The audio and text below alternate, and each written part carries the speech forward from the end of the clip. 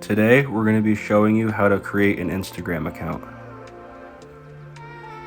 The first thing you're going to want to do is sign up using a mobile number or an email.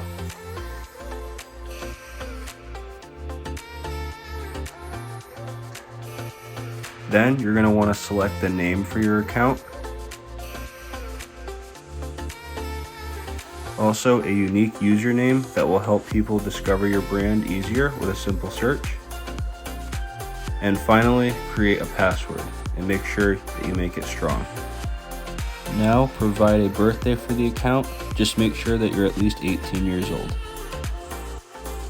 You will get a code texted to you or emailed to you, and you want to provide that code here.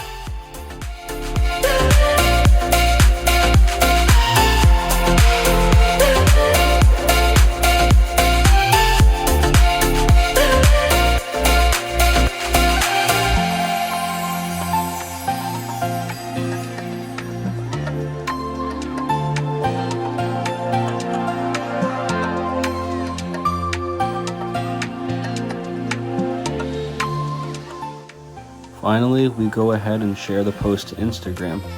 And now you've created a profile and shared your first post.